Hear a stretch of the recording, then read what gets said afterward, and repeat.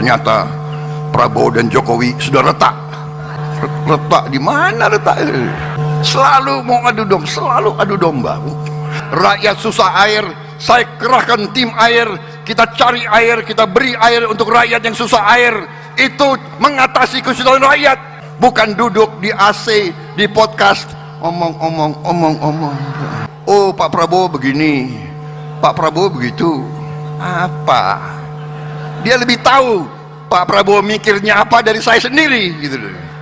Kadang-kadang kalau saya mau tahu apa sih yang Prabowo berpikir, aku cari podcast itu. Dia lebih tahu dari aku.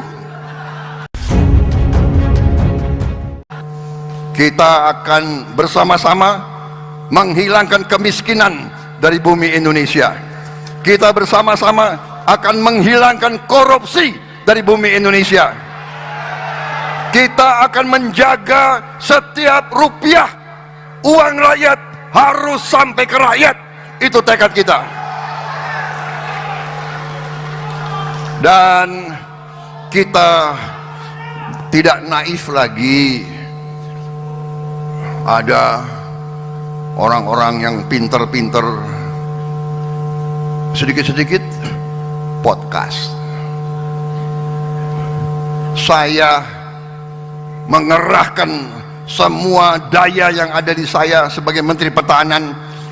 Di mana rakyat susah air, saya kerahkan tim air, kita cari air, kita beri air untuk rakyat yang susah air. Itu mengatasi kesusahan rakyat, bukan duduk di AC, di podcast, omong-omong.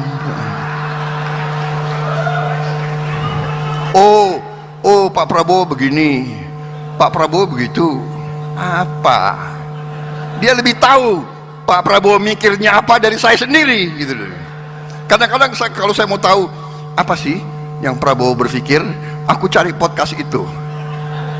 Dia lebih tahu dari aku. Ini wartawan banyak ya, jadi nggak bisa terlalu keras aku bicara ya. Nggak boleh ya, hah? Gus, nggak boleh Gus Miftah nggak boleh ya. Harus sopan. Gue bingung, dia lebih ngerti dari gue apa yang gue.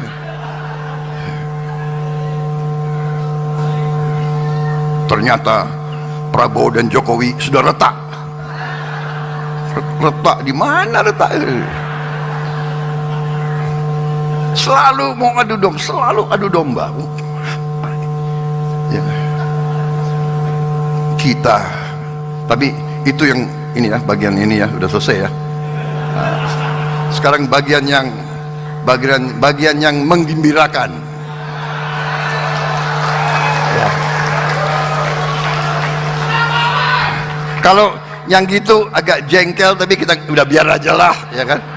Biar aja lah, nggak apa-apa. Gitu. Kalau ada yang nggak mau move on, ya udahlah, iya kan? Nggak apa-apa. Kita tidak mau terpancing, ya kan? Kita juga bukan anak kecil, ya. Jangan pakai alat-alat yang dulu-dulu, cara-cara yang dulu-dulu, adu domba, ngintelin orang, ya. Ngintel untuk rakyat, untuk bangsa, jangan ngintelin lawan politik, nggak enak itu.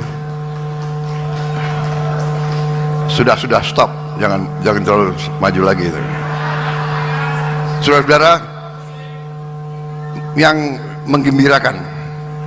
Jadi saudara-saudara, begitu saya dinyatakan sah mandataris ya oleh KPU, bahkan sebelumnya saya sudah berpikir. Memang ada yang nanya, Pak, pada saat Bapak yakin menang pemilu, apa perasaan Bapak? Apa Bapak gembira? Saya bersyukur, tapi saya tidak euforia.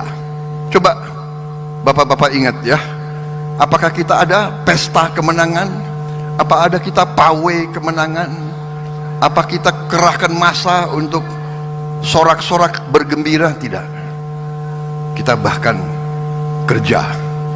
Langsung saya kumpulin pakar-pakar di bidang pertanian, di bidang pangan, di bidang energi, di bidang ekonomi, di bidang perbankan, di bidang perpajakan. Saya kumpulin, kerja terus, siang malam Sabtu Minggu.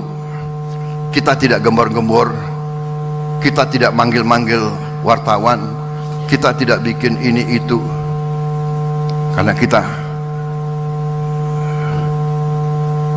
Dan hasil pengamatan kita, hasil kajian kita berapa bulan ini, berapa minggu, yang didukung oleh Pak Joko Widodo, didukung luar biasa oleh Pak Joko Widodo. Saya harus katakan, saya mau katakan yang benar-benar, yang salah-salah. Ada yang selalu mau jelek-jelekin Pak Joko Widodo. Saya, maaf, saya ini lawannya Pak Joko Widodo. 2 kali dikalahkan bersama PAN.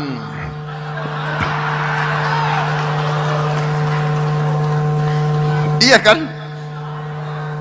Emang enak kalah? Sedih kan? Tapi setelah saya lihat dari dekat pekerjaan beliau, kenapa saya heran ya? Selalu cari-cari kesalahan, cari-cari, dan ini kita mengalami. Nanti kalau enggak dicari-cari lewat keluarga dan sebagainya. Oke, itu satu masalah. Sing biji ketitik, sing olo ketoro, ya.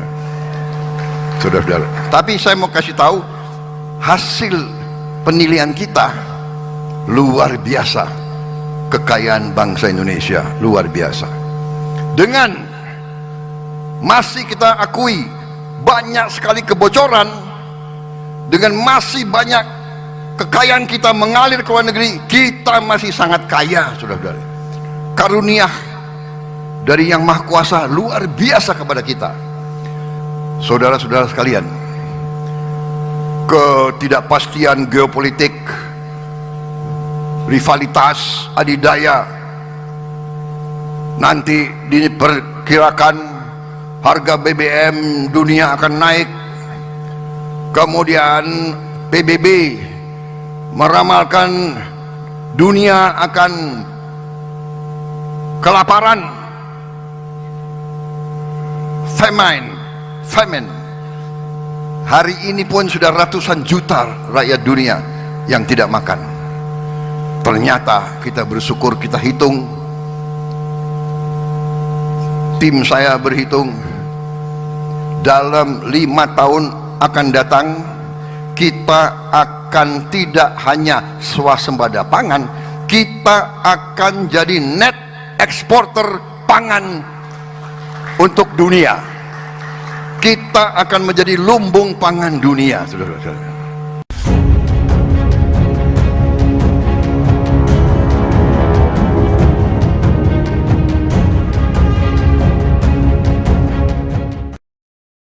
Ternyata